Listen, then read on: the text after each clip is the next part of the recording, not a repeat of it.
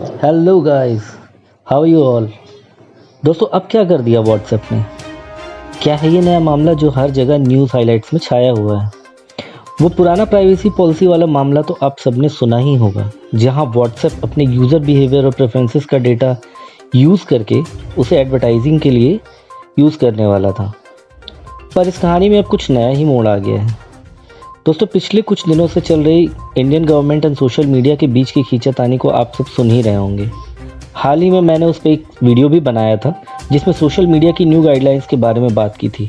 अगर आपको उसके बारे में जानकारी चाहिए तो आपको डिस्क्रिप्शन में लिंक मिल जाएगी, आप वो वीडियो वहाँ जाकर देख सकते हैं। और इसी तरह के अपडेट्स रेगुलर अपने फ़ोन फीड पे पाने के लिए लाइक, सब्सक्राइब, फॉलो कर बेल आइकन को प्रेस कर दीजिए। तो चलिए जानते हैं दोस्तों कि ये नया मामला क्या है।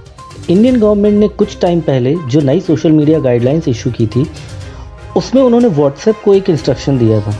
बेसिकली एक रूल ही बना दिया था कि उसे किसी भी तरह के अनलॉफुल मैसेज को भेजने वाले ओरिजिन या सोर्स का डेटा मैसेज ओरिजिन से 72 घंटे के अंदर गवर्नमेंट को देना होगा। बेसिकली अनलॉफुल मैसेज का मतलब होता है कि किसी भी तरह के ऐसे मैसेजेस जो किसी इंडियन लॉ या रूल को वायलेट करते हो।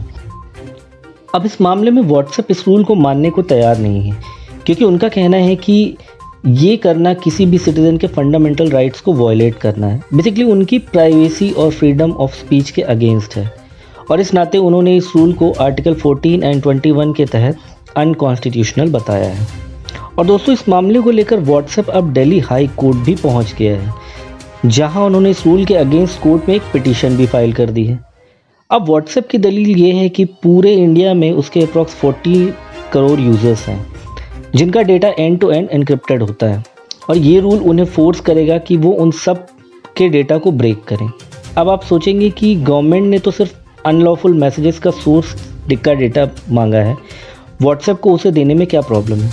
तो दोस्तों व्हाट्सएप का ये कहना है कि किसी भी मैसेज के सोर्स तक पहुँचने के लिए उन सारे यूज़र्स का डेटा ब्रेक करना होगा जहाँ से वो फॉरवर्ड हुए हैं।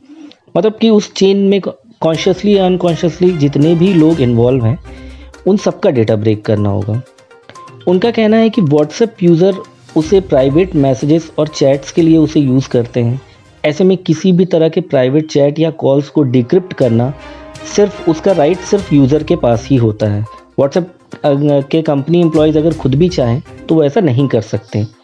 उनकी एक दलील ये भी है कि एग्जाम्पल के लिए अगर कोई जर्नलिस्ट किसी सिविल या पॉलिटिकल न्यूज़ को ब्रेक करता है या इन्वेस्टिगेट करता है तो उस पर भी एक तरीके का ये रिस्क हो सकता है। अब दोस्तों हमें यहाँ ये समझना होगा कि आजकल के इस तेज़ी से बढ़ते सोशल मीडिया नेटवर्क में हर तरह की इन्फॉर्मेशन बहुत तेज़ी से ट्रांसफ़र होती है।